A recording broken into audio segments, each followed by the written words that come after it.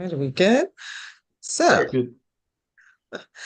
if your business is too dependent on you, franchising can turn your know-how into a system and your system into an asset. Today, we'll map exactly how using our V3 growth system. Today, our guest is Neal Weiss. He's a franchise consultant from the Franchise Consulting Company. That's a great name, right? He is a franchise growth advisor to help you to systematize your business so that you can then duplicate it in with other people. So we are Nate and Simone. We talk all things marketing. And before we get started, I want to remind you to subscribe to this channel so that other people can see and hear these great conversations that we're having and learn to systematize their businesses. And I'm going to shut up now and we're going to get started. Hey, Neal. Hey, Nate. Hey, Hey. All right. Neal, I was just looking Neal. at, we were just chatting a little bit about where you came from and all that and how long you've been in the business and whatnot. And I just saw somewhere that you studied at SUNY New Paltz. Is that right? That's correct. Upstate New York a little bit. 90 So, miles bit of outside of New trivia. York City. Okay, bit of trivia. I was there last June for a bike ride, which was interesting. It's Oh, very yeah. hilly Ulster there, I County. It's a found out. beautiful area. There's great mountain climbing. It's It gorgeous is. there. Summertime's Yeah. beautiful. Yeah, it was something. Never been that part of New York, so it's Nice. a good Not far from the experience. Hudson River. Yeah, it's gorgeous. Yeah, absolutely. Um, anyway, so welcome. Yeah. So why don't you give us a little bit of breakdown how you got here, what got you into franchising? We can start there and yeah. Sure. I'll make it brief. 30 years ago, I answered an ad living in Atlanta, and a company, which is a carpet cleaning business, is a franchise, and they brought me on board to sell franchises. Uh, since then, I've worked for about 5 or 6 different franchises directly, selling and licensing franchises to individuals. And one of the last couple of companies I was working for, uh, I was working with them in Atlanta, and they were based in California, Southern California, Orange County. They asked me to move out and become part of their franchise team, actually, a management team, which I did in 2005. Been in Southern California happily, avoiding all that weather you guys are dealing with since Yeah. 2005. Stayed with them. They actually stopped franchising. I worked for 2 other franchises. The last one was a retail store called Good Feet Worldwide that sells and produces customized orthotics for people's shoes. It's a retail location. So I've Nice. been in retail, I've been in service, I've been in a number of different arenas. And 8 years ago, almost 9 now, a friend of mine started a company called the Franchise Consulting Company. At that point, we represented starting maybe about 50 different franchises that my customers were individuals looking for business ownership. And I still do that. Now, the franchise consulting company has 350 franchises that we represent in every category out there. In a little bit, I'll give you some examples of some kind of outside the box franchise you would never think about. But Hmm. franchising really can work for any type of company. And since then, we now have two. I was one of the first 10 consultants. And since then, we now have 200 consultants that do what I do every day. We have two yearly conferences. We just came back from a cruise this past Friday through Sunday to the Bahamas. It was our everyone's stuck on a ship. Our winter one is usually a cruise to the Caribbean, and then the summer one last June was to the Dominican Republic. We've been to Cancun and others, and we get all of our consultants together, many of our franchisors together. It's a lot of networking, learning about things about each other. It's pretty cool. It's Hmm. fun. Business writer. Nice. So, So, oh, go ahead. Sorry, go ahead. no, so we represent all types of franchises that we are looking for individuals, and we'll talk about how do I find these individuals? What do I do to generate leads and things along those lines? But about 6 years ago, we had companies coming to us that were already franchised that weren't franchised, that were businesses, and so what we were doing. And then we know there are companies that actually help people turn into franchise. Well, we work with several attorneys that do that, and we developed a company called Franchise Genesis. That's our sister company, owned by the same people. But all Franchise Genesis does is work with business owners who want to grow and scale their business through franchising. Now, those are two things. They're very different, but they're related to each other. There's correlation because as we're the 200 of us are bringing in potential franchisees on a daily, monthly basis, many of them may be interested in the new franchisors that we're turning in the new business that we're turning into franchises. So kind of one hand washes the other. So give us a quick and dirty 1 minute definition of a franchise, if you don't That's a good mind. question. So franchising, the franchising is based on a system or a model that the person that buys into it should follow. People ask me, why do people fail? I come up with usually two reasons, and I follow up with a lot of customers I work with. One, they're undercapitalized. Two, they don't follow the system. Not necessarily in that order, but there's a system to follow. If you're going to be so much of an entrepreneur, you're going to do it differently. Don't invest in a franchise. Understand that they'll hold your hand, follow, give you ongoing support. They've done it before and they've proven that it works. That's why you're buying into a franchise. Most people that buy into a franchise don't usually have experience in that industry. Many of them don't. They like it, and whether it's food, whether it's fitness, whether it's automotive, just a sampling of some of the franchises we have. And we have franchises that are brick and mortar, many of them a bit more expensive. And we have franchises that are home-based, van-based. Some could be even part-time as an owner where you hire a manager. So there's a lot of variables that when I'm showing something potential franchise to invest in, I got to get a lot of details from them. As a matter of fact, one of the things that I explained to someone and I use as an analogy is that it's a lot like being a realtor. If you're looking to buy a house, I'm going to ask you certain questions. Well, where is it going to be? What's locations important? How many bedrooms? How many baths? What can you qualify for in a mortgage? How much money can you put down? Those are all kind of similar questions and much more than I'm going to ask someone investing in a franchise. Because if and when I show them some businesses and they invest in one of them, that franchisor pays us a referral fee. There's never a cost to my customer. My service is 100% free, whether they buy or whether they don't invest. Either way, it doesn't matter. Some people go through the process, and it could take a month or two. Looking at several companies, doing due diligence, talking with franchisees, going to visit them. It takes time. At the end of that process, some of them guys said, franchising really isn't for me. It's too hard to work. Can't afford it, blah, blah, blah. But they make that decision before they invest a few $100,000. That's a good thing. I'm okay with that. Nice. Okay, so are there minimum, signals that an owner should see before they explore franchising? And I guess in this case, before they explore franchising for their own business and trying to turn it into a franchise, for Okay, yeah. example? So that's the other side of the business. And people ask me how much. It really depends on who I'm talking, where the information is coming from. Sometimes it's 60% working with businesses turned to franchise. Sometimes it's 60, 70% individual. So it kind of 50-50 depending upon where things are at. When I'm talking with an owner, number one, we'd like to see them be in business at least a year, have one location that they have proven profitability, because they got to show that to potential franchisees that they're going to sell to.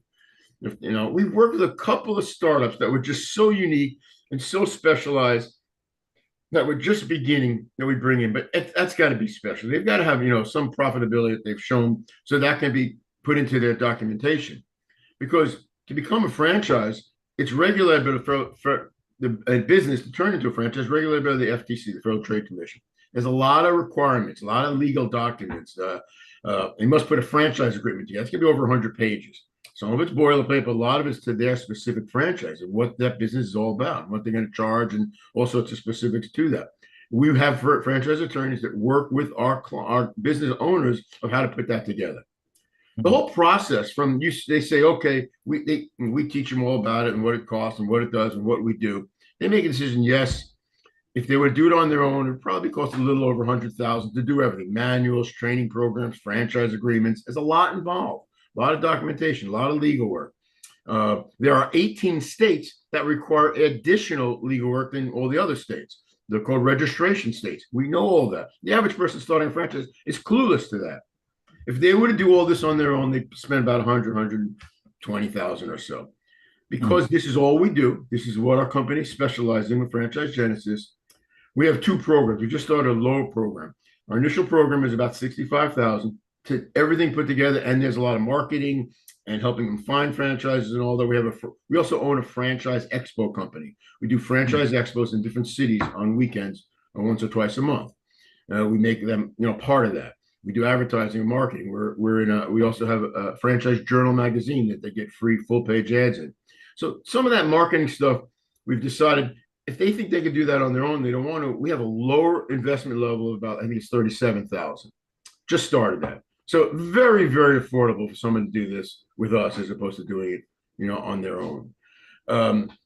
So yeah, Nice. they have to show profitability. We like to see them. Well, one location is fine. If they have a few locations, that's great. They're showing more success. And they also have to understand, and we spend a fair amount of time in this, that running the current business as opposed to running a franchise where you're helping people franchise their business and making them successful is a totally different business. Some people keep their franchise, their current business, so they can kind of have a touch of what's going to put a manager in there. Because running the franchise, once you start putting a couple of franchises on, giving support, ongoing training, it's a big deal. It's a lot of time. And it's a very different business, being a franchisor as opposed to being a business over that franchise. Make sense?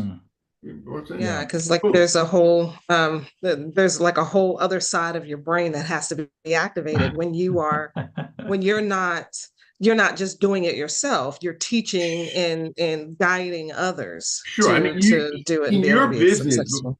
before you franchise, you have employees. But when you have franchisees that you brought in, they paid you, 40, 50,000 to train and to learn about it, and another 100, 200,000 to open their business. I mean, you got some responsibility there. Mhm. And the bigger you grow, the more the responsibility, the more complaints you get. You got to have dealing with that is different than dealing with just your employees. So you not only have to train them to do what you do, to run the business, right? And like you said, they're not employees, they're owners. And so Exactly. there's a different A different mindset there. mindset. Exactly, Yes. Simone. And you Absolutely. have to supply them with everything they need to be successful. And you get to the point 10, 15, 20, 30 different franchises. Now you're going to have to build up your support and your infrastructure. But now you have 20, 30 different opinions you're dealing with every day. And, I'll give you kind of an average in franchising as general. It doesn't matter whether it's McDonald's, Subway, or, the little franchise down the block. You're going to have a third of your franchises that are at the top of the top, doing great, happy mostly all the time, helping other people. Then you got the middle third is, they have good days and bad days, but they're profitable.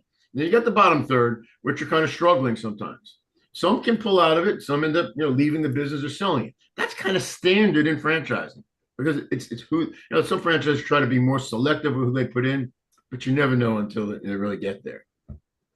That's Okay, interesting, especially when you consider that 95% of businesses fail within the first 5 years. So 30% are actually top tier, according to what you just said. Yeah, I guess it's all kind of relative, right? But there's probably a lot more, just kind of regular run-of-the-mill businesses yeah. compared to There are franchising. some surveys that have done in franchising versus not. And you're absolutely right. 95% are going to fail in that first year or first 3 to 5 years. Yeah. Franchising, the scale is just higher. Because of the support and everything they're getting, hopefully, Yeah.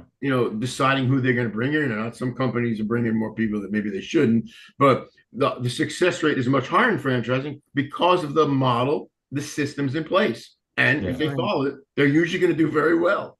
Mm-hmm. Yeah, that So makes sense.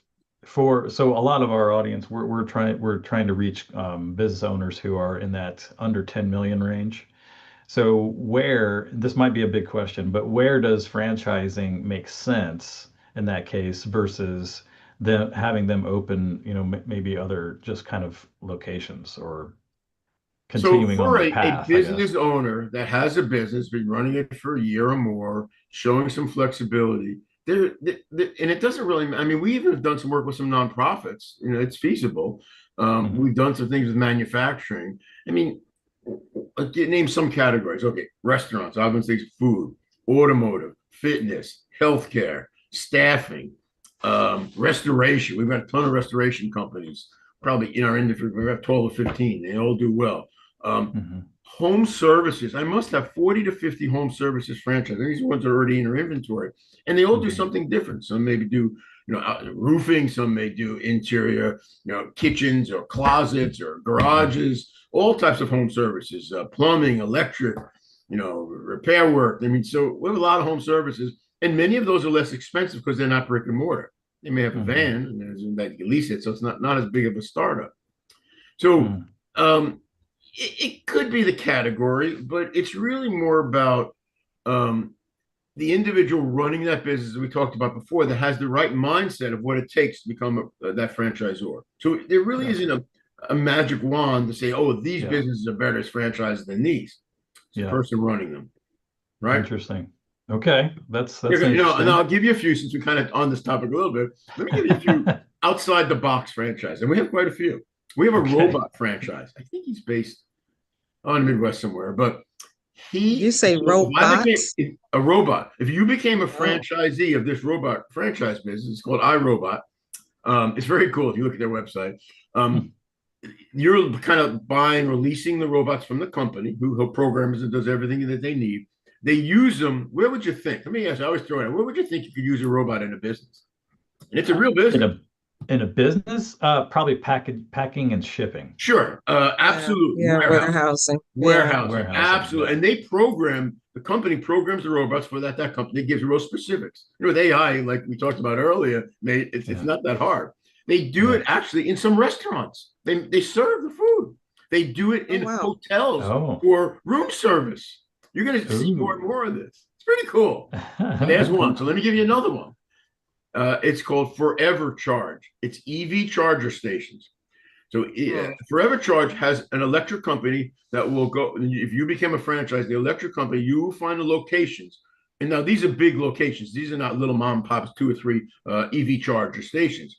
These are places where you can have 10, 20. It could be at a football arena, a shopping center, an apartment complex, a hotel Hmm. where you can have 10, 15, maybe 20 chargers. Yeah. I mean, Yeah. it's just going to Airport parking continue. lots. I've seen those. Are Yeah. they, they're paying for it kind of like they would air, like, pumping quarters in there or something? Yeah, they pay for the Or, kilowatt hours that they buy. A okay. lot less than gas, but they pay for the kilowatt hours. Yeah, Wow. and not because I used to drive an electric car, so it wouldn't be you're putting coins in the meter or anything. It's all You Okay. electronic. download and it's Yeah. an app. You get Oh, Exactly. okay. the app, you put money on the Correct. card, and That makes more your app sense. Yeah. So is if you're the connected to the machine. right, if you're Nice. the owner of Nice. that location, let's say there's 10 machines. Every time guns in plugs in, those kilowatt hours start turning, you're making money, a percentage of it. The Hmm. company's making it too. So, So I'm Yeah. assuming, well, okay, that's so going that's off just I'm into just another trying to say topic, some examples. We but have another it's one just that's interesting. exploding. Yeah. We have this garbage removal system. If you go Mm. a restaurant or any commercial place that has a big green or black bins. This new company is called Subcontain. It's all underground. You can put it in on top, but it's very very cool. They're going out the door like hotcakes. Wow. Subcontain Okay. doesn't smell. We have some of them right next to a restaurant. They don't even know that it's that's garbage containers because the flies Nice. around it. But Does that does that it's does that in get the rid of the ground. rat problem? Yeah, if you can No, not hide at it, all. that's good. No, not at all because of the That's the material. kind of business you want to hide. That's Okay. Hide from, public absolutely. view, really. Just to give you a couple of examples, and we do have some really outside the box things that are successful. Hmm. Yeah, that's amazing. Awesome. Okay, so Sure. the thing, part of the things that we talk about on this channel are, thinking about, your business as a system. Somebody actually defined to me, they asked me, well, what is it? What is a business? And, of course, I rattled off, well, it's got all these things, right? And he said, no, like the simplest definition of a business is it's a system, and just like any kind of a system, you think of like a car engine, for example, which is a system. If anything goes out of whack, it's not functioning properly, you know, um, and getting it to the point where it's actually functioning properly is the key, right? Like that's there's a big hurdle there that a lot of businesses have to overcome to get it to where things are moving smoothly. And that's part of like what we help businesses with is, you know, and we break it down over like three different categories. So one of them is visibility. So um, that's like, making sure that you're attracting the right people, that you want to have find you. It's your ideal client profile or whatever that is. but also visibility internally in the business as well, because you want to have your team have access to the information they need when they need it, right? So that's key. Um, are there any are there for as far as franchising is concerned, are there any kind of signals that you look for or that tell you that a business concept is, maybe discoverable and could be attractive to franchise candidates? Yeah, so you're asking on both sides. So on the owner of that business side, one of the keys is that they're already showing profitability. They're excited about their business. Now, any business owner can grow their business by opening up more locations, hiring more people. Those two things, when they think about it, can become detrimental in a way that it's very costly. If it's just brick and mortar to open up another Right. location, very costly. It takes a lot of time finding a location, building it out. I mean, it takes months, sometimes over a year. And Yeah. then every employee that you now hire that are your employees, that's a liability, each one. So when they look at that and they go, well, I could have 5 franchises in a year or 3 or whatever the number is, but I don't have the liability. I don't have the cost to open those. That's what they're looking at in terms of viability or visibility as terms of what they're doing. And yes, there's cost involved. They have to have some employees that are going to help train these people and help support them, but nowhere near if they're doing that themselves. So they can grow exponentially quicker. And a term that I use a lot is when we talk to potential owners that are looking to be a potential franchisor, we say, what's your big picture? What's your long-term goal? And a lot of them is sometimes say, I'd like to sell my business, turn it over to my kids or sell it, when I'm ready to retire. That might be 10, 15, 20 years down the line, depending on where they are, even longer. Well, let's say 15, 20 years down the line, and you have 20 or 30, just 20 or 30 franchises, a couple a year, which people have done a lot more than that, but this is very conservative. You know, the value of your business because they're getting a percentage of the revenue of every franchise they bring in. That's part of what franchise is about. It's a royalty. The value of that business has grown 100 times what it was when they had one store. Mhm. So that's what they're looking at. Someone that kind of gets that big picture, because that's Mhm. kind of what franchising is. Yeah, it's focused in, it's lasered in on that one individual, but it's the big picture of everything going on around that. The, That makes here, sense. Can I answer your here, question? yeah, yeah. Here, just to kind of maybe elaborate a little bit. Here, local to me, there's a pizza place, right? And they tried to open up a second location just 20 minutes away in a different town, and they folded very quickly. Um, and I've always been curious about what happened there. What what is this a common story that you hear, or Yeah, it's funny. I people actually try to I make it have a few work, or pizza places I'm talking to now that one guy in yeah, Virginia's got 5 locations really spread out.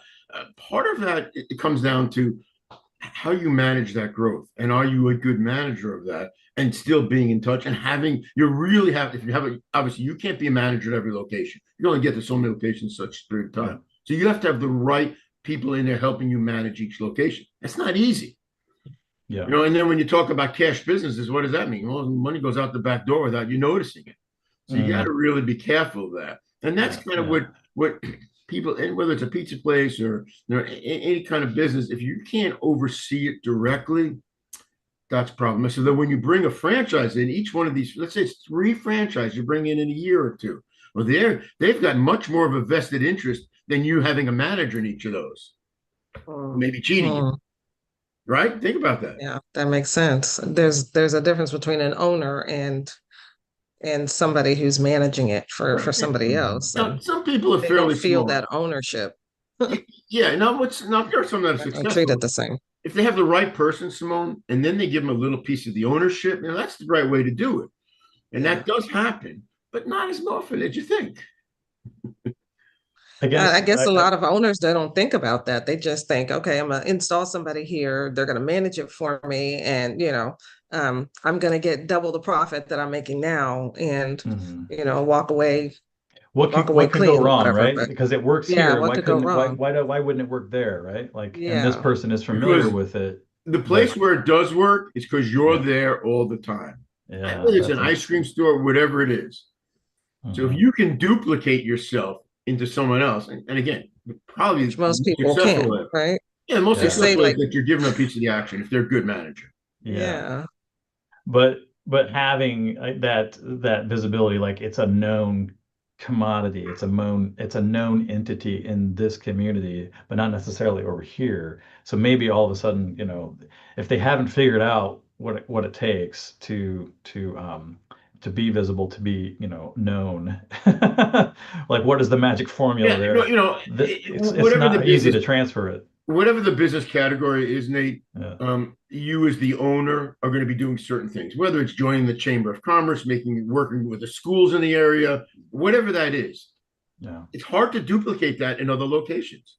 Right. Now, the whole idea of franchising is that you are duplicating that with other people who are owners. Yeah. That's the basic key. Interesting. Okay. Let me think here. Let's I did have a question earlier. Go ahead. Yeah, Because you had mentioned that there were some companies that had decided to stop franchising. So I was wondering, like, what comes into that decision? There's several things. It doesn't happen that often, but there are reasons. There's some kind of reorganization that needs to go on. Sometimes some companies grow so quick and they don't have the infrastructure to support them. They'll come back to us. Their inventors say, "We're going to pause franchising. It might be 6 months, a year or two." That's one reason, and that's a good thing actually, because they want to support what they have out there instead of seeing the big picture and big eyes. And let's just keep adding franchises. So that happens to us, throughout the years, several franchises. Then you have some franchises that, are a little bit too selfish, is maybe one of the words, where, their franchise fee is maybe unreasonably high, or more so they have a royalty. During the pandemic, a lot of franchises that didn't go out of business, just like retail, businesses, because they really pivoted, and many of them stopped charging royalties to their clients. I mean, because they weren't doing business. So if the franchisor gets what the franchisee needs and can help them with that, that's going to make the difference. Then I go back to the other two reasons. Why do some franchisees go out of business? Not the franchisor, but franchisees. It's two things I always say. Not following the model or system, and being undercapitalized. Now, one of the number one ways I've seen this in a lot of different franchises, where a franchisee, one of the ways where they cut back, the first thing is usually on advertising. That's a death spiral. That's what happens a lot. And they're depending on the franchisor to really be doing that. Is that right? Well, the franchisor, when they grow to a certain depends size, on they pay a royalty to the franchisor, but then there's also an advertising royalty. It's usually 1 or 2%. When you have enough franchises, 20, 30, 50, and there's money there, then they'll do some either regional or national advertising. Okay. Domino's, when they supported the halftime on the NFL, and this was many years ago, by that time they had 1,000 franchises. Yeah. Yeah, there was I had a client actually briefly who was attempting to open a taco franchise that was originated in Ohio. They were trying to open it up in Texas. And I guess maybe he didn't understand fully Sure. how particular Texans are about their tacos. Right. But No, of course. You have to know the like area very, very well. it was absolutely every square block had a taco joint on it, right? Like the competition was fierce in that case, and they ended up not doing too well. But one thing he told me was that the franchise did not support them as far as the marketing was concerned. They had Right. to kind of And pick up that's that end others. and just use the word support. The franchisor, by contract, has to do a certain amount of support. And sometimes that could be an area where the franchisor has some financial issues themselves for whatever reason, and that support starts to lack. That affects franchisees. Now, sometimes there have been a few, and these are rare instances, where the franchisors have stopped supporting the franchisees. And franchisees still stay in business. They can now change their name, or they keep the name because people know it, but they can continue on their own if they've grown enough. One of the franchises I worked for was a decorative glass franchise. They actually produced a film that went on the glass, and they still continue. They stopped bringing in new franchises, so they're no longer franchising, and they had they had franchisees around the world. They continued to sell the product to them, but so they're no longer franchised. So they stopped collecting royalties. So the franchisees still mostly bought the product from them. So they still make Interesting. money, but not as a franchise. That So they were something like still that able to happens use. occasionally. So they end So up like, becoming more of a distributor than a Exactly. franchisor. Yeah, that's exactly what it is. okay, yeah, Hmm. but they That still had the doesn't. name recognition and the brand Yeah, recognition it that doesn't they happen a were lot, able to but just use. that's an example. Hmm. Hmm. Interesting. Okay. If you would ask me, well, which is more detrimental? I mean, which happens more often, a franchisor going out of business or a franchisee? Well, it's going to be a franchisee because there's so many more of them, and those are the ones that don't follow the system. I said before, we're running out of money, but it's a small Yeah. percentage. Bottom line, I tell someone, no matter what franchise they look at, I'll usually show someone 3 to 5 different ones. We'll spend a lot of, just weeks, if not months, going through them all. Um, you must follow the system. Their system is there because it works. When you talk to franchise, and that's the other thing, the last thing you're going to do before you make any final decisions is talking with numerous franchisees that are doing it, good, bad, and indifferent. And do you see and talk to people that'll like you? They'll put you in touch with them. And do you see yourself doing this? Do you see this person who is an engineer and you're an engineer doing this business, and why? Very, very How crucial. That's the due diligence, a very important part of looking at a franchise. if a business is, interested in turning their model into a franchise, um, what is the like how are they finding people who may be interested in buying into Great that? Is question. that So yeah. let me just back step for a second, Nate. The process when I work with someone who's a business, maybe franchising, versus an individual who wants to invest in a franchise, totally different process, and much longer and more a little bit difficult process of an individual going through the process. In both instances, I'm kind of a middleman, like I said, like a realtor. I'm turning them over, and I'm having conversations with the franchisor they're talking with. But it's a much drawn out process, a lot more going on because they may be looking Mhm. at multiple franchises and it takes more time. When I'm working with a business a guy who owns a business and he's clear of what he needs to do and goes through our process and learns all about it, doesn't take all that long to really get it. Talk to some of our people who've already done it. They can make a decision fairly quickly, a couple weeks, a month or so. It doesn't. There's not a lot involved. So, they can turn that business now. It does take about 4 to 6 months to do all the work to be legally become a franchise. All those Mhm. manuals and training programs and franchise agreements and back and forth with attorneys. Yeah, it's still pretty reasonable, but then they can be up and running. Now, getting to your question is Mhm. how do they find franchisees? So there are companies that do other companies do what we do. Most of them do one or the other. There's a Mhm. lot of consulting companies that work with individuals, turning them, and they have a lot of the same franchise we work with. They work with multiple consulting companies.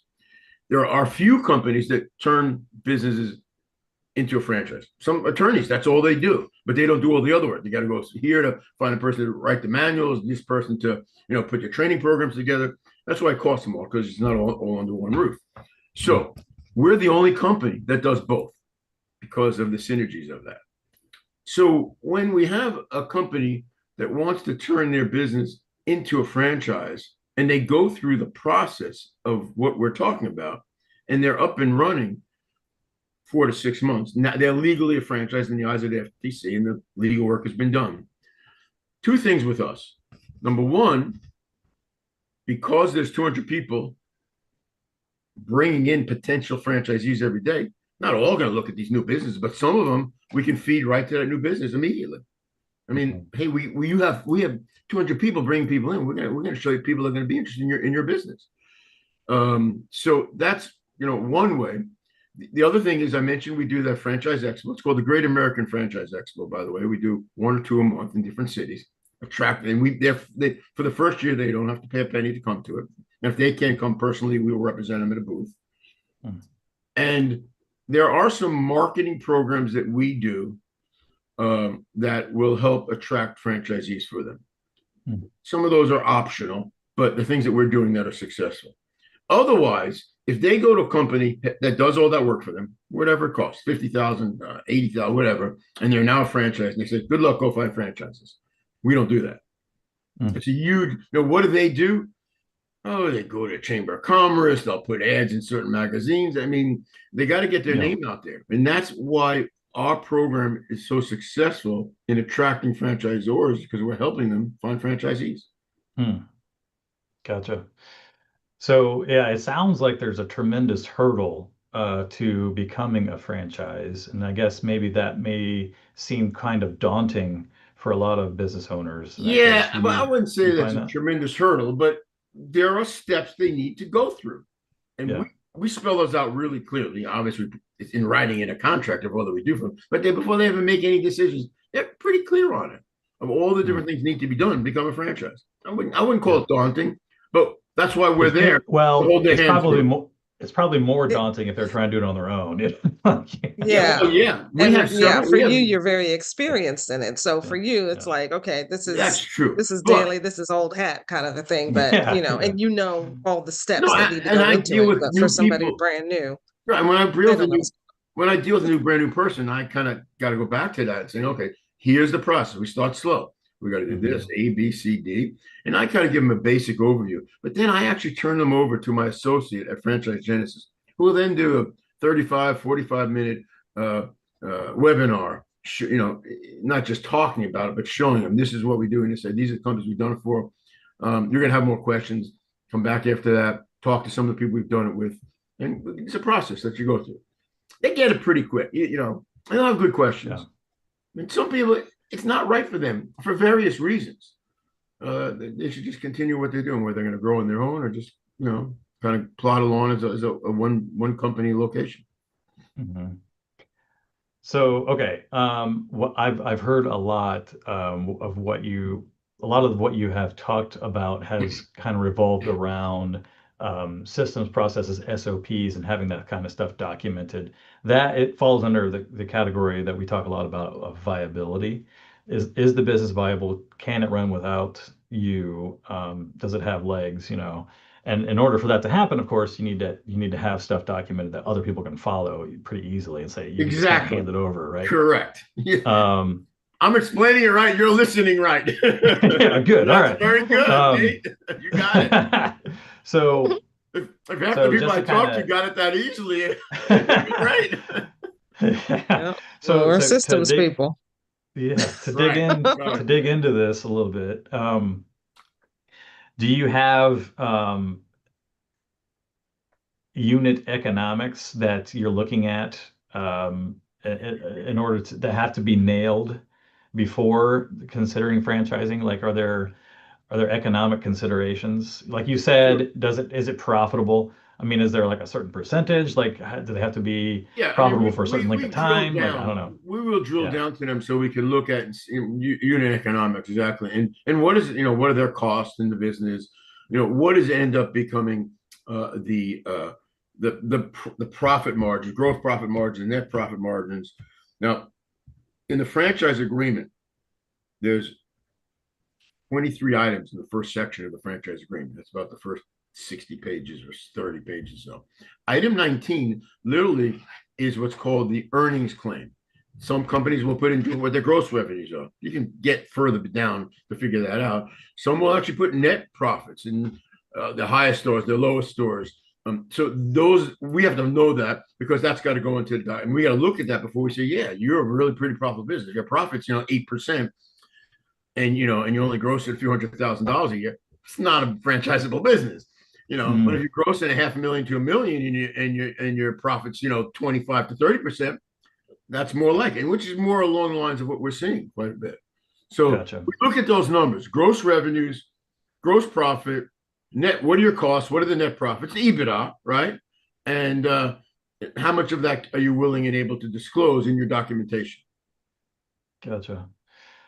Are you well, part of what you're doing, I'm assuming, is you're helping them to establish their training and sales enablement and those types of systems. Correct. The SOPs, Do yeah, and they may have it in place, and it may That's what be I was going pretty to good. say. Like, It may be pretty good. It maybe needs is it tweaked, or there's some companies who okay? the only training they have is for employees, which you can use. We got to turn this into training for franchisees Yeah. and a model for that, and maybe that's going to hire more people as they grow. So they've got to look Mhm. at the longer outlook. So yes, we're doing all of that for them. That's part of our Okay. program, and our fees cover that, and that's part of the contract that we do that with. So the companies that are already thinking in that way, kind of that reduces the time, perhaps, It to can, yeah. it can. Well, I'll tell you what's happening in this 4 to 6 months. Manuals, training programs, franchise agreements, working with attorney. So, but they're still running a business, and we're very cognizant of that. Hmm. So, some of the work in the franchise agreement is boilerplate. Every franchise has some, but there's a lot of specifics to that business. Franchise fees, royalties, what the business is. That's all written into the agreement. So, what is their ability to work with our people and our attorneys? And that's really comes back how much time can they put in on a weekly, daily, monthly basis to get this done in whatever time frame. We had probably one person that did it in maybe 2.5, 3 months. That's quick. A few a Wow. little over 6 months, but on average, within 4 to 5 months, they should have it all done if So they make themselves available. they have to have like a certain minimum amount of a team that's able to kind of carry the burden, the major That's burden of the correct. day-to-day I activities, so was they can thinking actually about step that. back and do this. Yeah, Okay. Yeah, like wouldn't it Yeah. be it would be kind of good to have a franchise department in your company, kind of, or there's that's part of there's what a they'll few key develop. people that are responsible Yeah. for Correct. either Mm. recruiting, training, just helping out the But franchisees, that's just a great period. comment, Simone, because part of what we do, what we offer them after their franchise, is we have another company that works as the sales side. I forgot to mention this, as the sales side for about maybe a dozen franchises. Some Mm. are from ones that we brought in, some that just come to us. Hey, I have a franchise, I need help selling.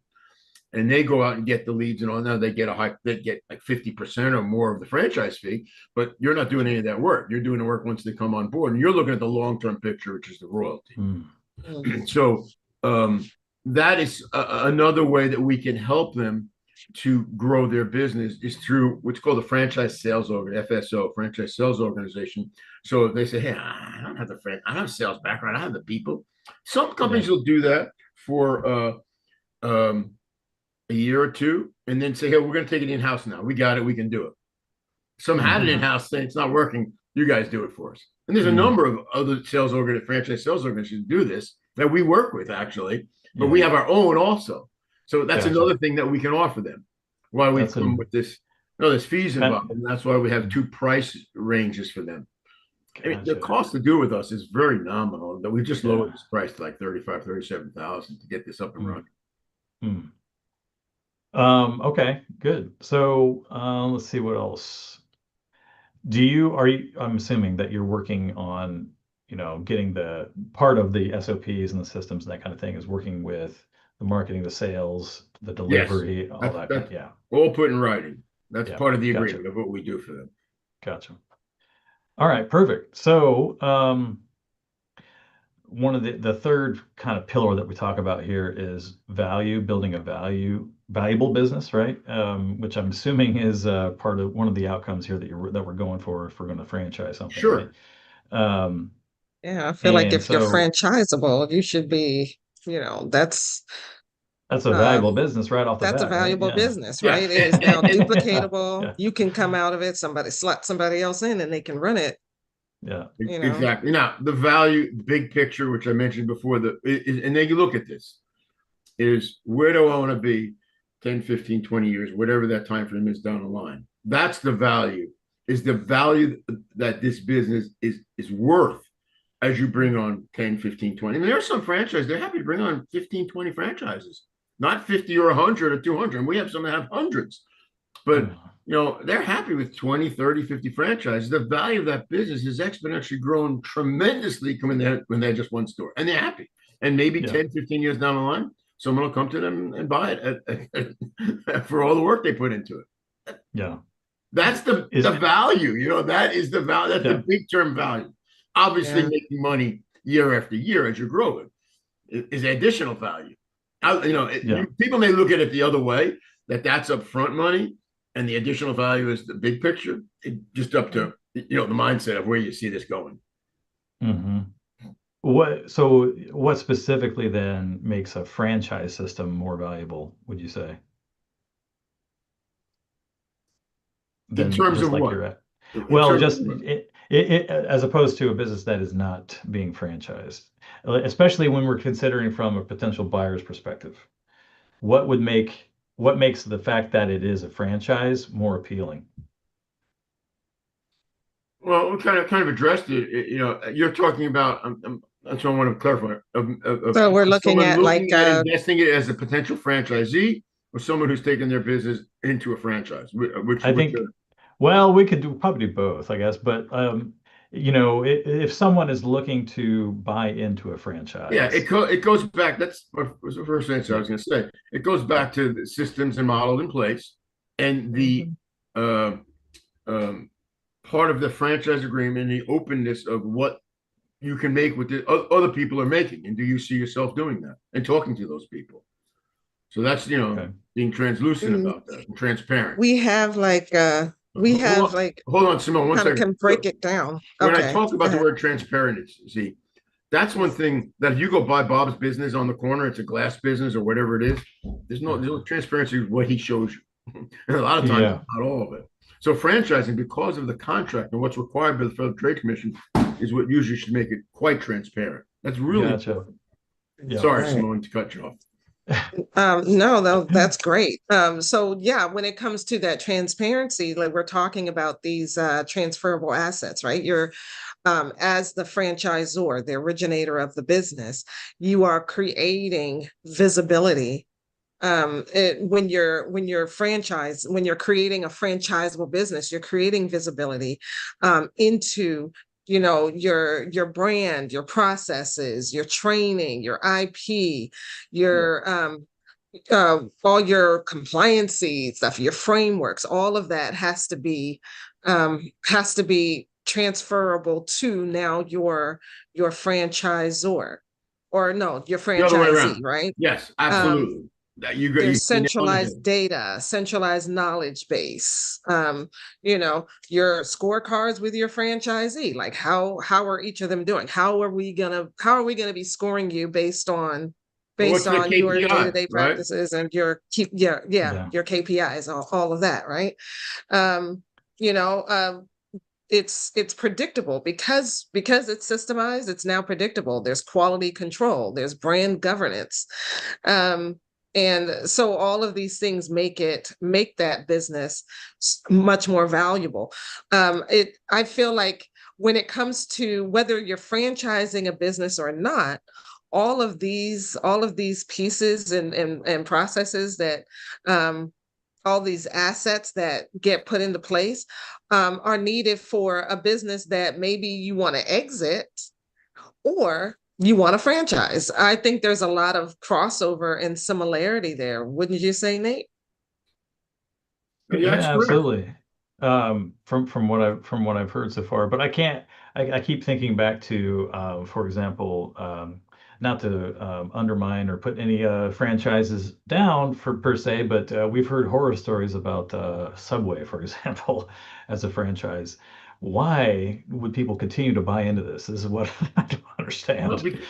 yeah, that's true. But you also have a lot of multi-unit owners, whether it's 3, 5, 10, or 20 or 30 Subway owners that are very, very wealthy because of it. Same thing with Yeah. McDonald's. I mean, it's like It I must remember work I for said, some people, I guess. well, it's like I said, you got It that, comes from the top, one third, and it's one like that third. leadership. Yeah, yeah. Yeah. Hmm. And yeah, and So, like so you like, said, one third will do very, very well. Um, yeah, I I forgot, like there's this Pareto principle, the top 20 and then the bottom 80. There's always gonna be that the top 20% that are just gonna take off yeah. and do very well. And it doesn't matter. Everybody will start at the same place. Everybody's getting the same information, they're getting the same support, everybody paid in the same Exactly. amount in order to buy into this franchise, but some are going to do very, very well, and some are just not. They're just not, just because maybe But part of it could be environment. You yeah, could be in a Could bad be. neighborhood, or you can be in a That, neighborhood where but a lot people of don't it's going to want be sandwiches what's and they the, rather yeah, have be in a sit down restaurant or whatever. yeah. Just could be. But there's also a tremendous amount of risk involved because you are kind of beholden beholding to the franchisor. And if the Correct. franchisor decides to pull the rug out from under you and change things up, you're kind of stuck. So, And that does, that does happen. In a franchise, Does and I've been to happen. some I can imagine. franchisors, when you use the word pull the rug, their agreement, the franchise agreement is geared towards the franchisor. There's no question about that. yeah, So let's say for some real reason they decide we have to change our name or we have to change our lighting outside or the signage, and they have the right to do that. And some franchisees have problems with that. So yeah, that's part of the relationship, franchisee franchisor. That is a good point, Nate. And to your point, Simone, what Nate mentioned earlier, have a taco business that's doing great in the Midwest, and you go to Texas, there's a problem there. That yeah, happens. yeah, Mhm. You as a franchisor have to be relevant to know things like that. yeah. So Seems you like there have to needs to be be, educated enough to like yeah, be able to educate your potential franchisees to say, okay, well, our business does well in environments like this, Right. but not in hmm, environments like And there this. are some yeah, franchises that do well everywhere because with the food one, I mean, if I had I was a franchisor and there was a takeout Chinese place and I would try to open up in Chinatown, New York or San Francisco, that's not going to work, right? And yeah, that's an Yeah, yeah. example of what you use. But, yeah, we have a vent, it's called Vent Wizard, where they'll go in and clean people's vents from dryer vents because it can start fires. I mean, they do a few other things too, but um, you have where are they, and the territory is based upon number of homes. Okay, some yeah, territories are based on population. Depends upon what the business is about. As long as there's homes there, it doesn't matter what part of the country, You're hot, good. cold, northeast, southwest. It's available, and yeah, we have pet businesses again. There's pets everywhere. It's several. A lot of different types of pet business: training, boarding, food. Again, wherever that the customers are, that's where your locations are going to be. And in most instances, and we look at that when they're going to franchise. In most instances, we see the viability of it. We go forward. Mm. yeah. I think one of the it's funny. Speaking of, locations and your customers and whatnot, it's funny if you go to Boston, for example, the kind of like the stereotype is that you walk out of a Dunkin' Donuts, look down the street, and there's another one. It's like they're on every It's corner like that with everywhere. Starbucks too. Yeah. So, They're but almost it's like like, next door to each other in Well, it's some like that. right? cities. It's like that in New York, but not. I'll use pizza places. They're not Yeah. franchising most of them. So and they now do have successful Pizza Huts and Domino's in New York, and there's a gazillion pizza, literally on every corner sometimes. Yeah. So part of it Yeah. boils down to the product, the marketing, etc. Mhm. Mhm. Okay. Well, good deal. We're about at our time here. Our let's see here. I guess there's another segment here to talk about with risks, red flags, and readiness. Are there any like what are the most common reasons that a franchise fails in the first year? It's kind of similar. They have, there's a system in place for them to follow. Or one sometimes growing too quick. Their eyes are so big, they're bigger than their stomach, so to speak, and they're just Yeah. growing too quick. Now, in that instance, they might feel a lot of them will pull back the reins, kind of slow it down. But sometimes it's kind of, they had great things, it's just growing, growing, growing, but now they're not giving support to the franchisees. Franchisees talk to them, the franchisees sue them, and it gets into court. It gets crazy. So that, a Mhm. little growing too fast for franchisor. We help to try to control that. Hmm. So that's a good thing because they think, hey, the more I put on, the quicker it goes. Um, Again, the franchisor are also being undercapitalized. It happens, not a lot, but it does happen. You want to know that they have the capitalization behind them. There's sometimes franchisors that have huge amounts of money behind them, and capital companies and such. Hmm. Um, those are two things that kind of just come to my mind in terms of on the franchisor side. Okay. Is there a minimum amount to budget in the first 6 or 12 months for a particular an interested franchisor, let's say? Oh, I'm not Or is it just kind sure. of depends? Well, It's like, they have to have a budget together on a yearly basis and how they break it down of what it's going to cover. Because remember, most of the franchisors are still running at least one company that's profitable, it's bringing in money. So they're not as concerned about profit for the first year or two until they continue to bring in franchisees. But they're going to have a Gotcha. budget that's going to cover that side of the business based upon a certain amount of growth of franchisees each year. And that's going to come So back. they're And they they're have the to have kind of something behind plowing that. they're plowing some of the profits back in is the way they're Of kind of looking course, at it. yes. Yeah, yeah. Because Gotcha. remember, it's long term. It's not get rich quick scheme. It's long term. If they don't take any money out of the franchise side for the first year or two, it's not a problem as long as they see the Hmm. growth of where it's going. Hmm. Hmm. But it's Okay. not a huge amount of overhead. It's just infrastructure. It's not, Okay. and some franchise that are selling products to them, as warehousing or a distributor to them, there's more profit there too, besides that, in addition to the royalty. So, yeah, because there's so many different categories of franchise and what they're doing. Each Uh-huh. franchisor is going to be a bit different of how they put their model together and their budget.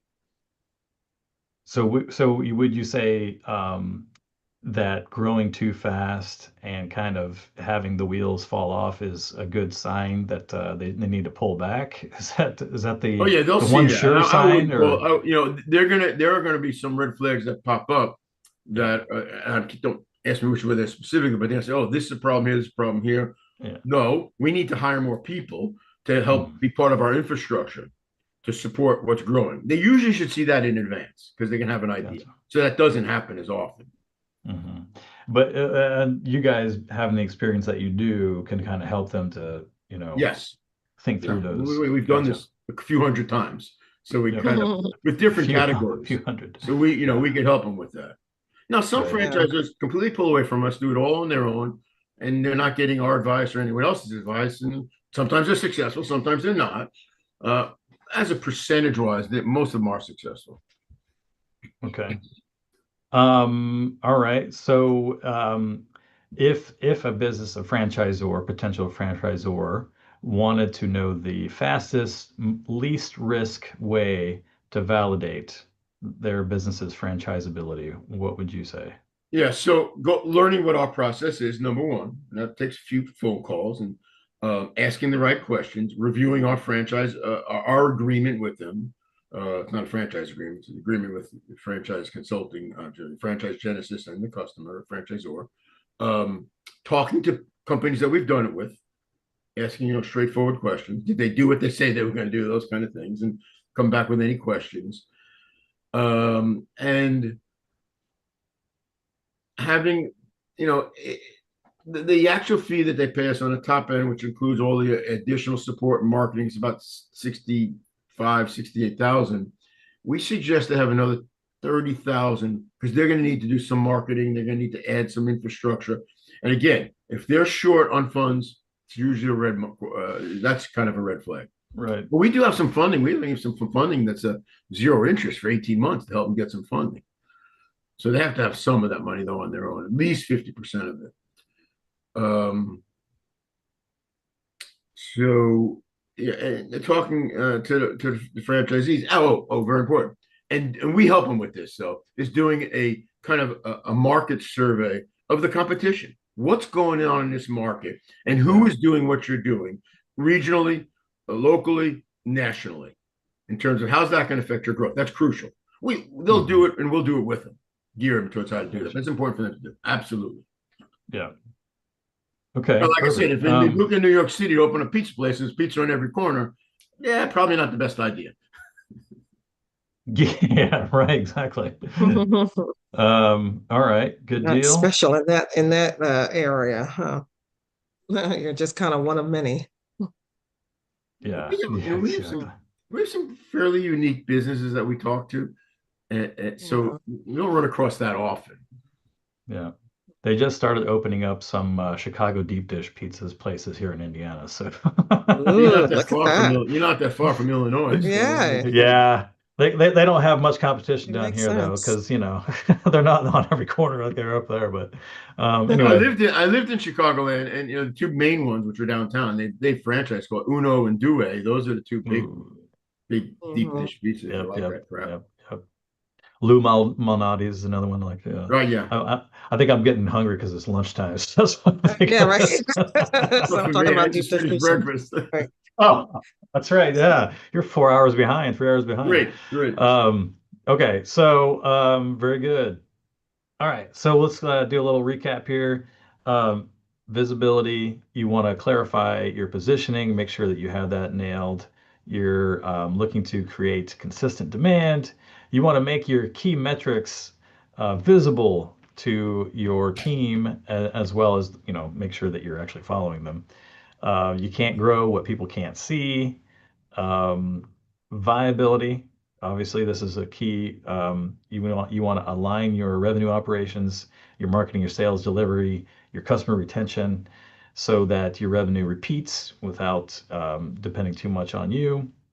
And value. You want to turn your system into an asset with documented processes, strong brand standards, predictable royalties, ideally, and replicable success, essentially. So, Simone, Oh, thank you so much for watching. This was a great conversation. I learned a lot, and I feel like that we've learned that turning your business into a franchisable business is a lot like the same things that you have to do in order to make your business valuable for your exit as a founder, if you wanted to. So we want to remind you to subscribe to this channel. If you learned something today, like I did, put your comment in the comment section and let us know what was your biggest takeaway. What was that aha moment for you? Are you thinking about buying a franchise or turning your business into a franchise? I feel like just let us know what you think. And we also have an assessment, the growth ceiling assessment, to diagnose whether your business is too dependent on you and where your bottlenecks are. Where are those gaps in your business? So if you want to know more about that, click the link to take that assessment. And of course, if you would like to get in contact with our guest today, Neal Weiss, I think I'm going to start calling him the franchise guy because it sounds like You're all gonna be the up first and one. down the yeah. whole, yeah, like the whole, everything that you want to know about franchising, he knows. So, and he knows and does. And you can reach him at his website, thefranchiseconsultingcompany.com. And we'll put that link into the show notes. And thank you so much for watching. Thank you, Neal, for being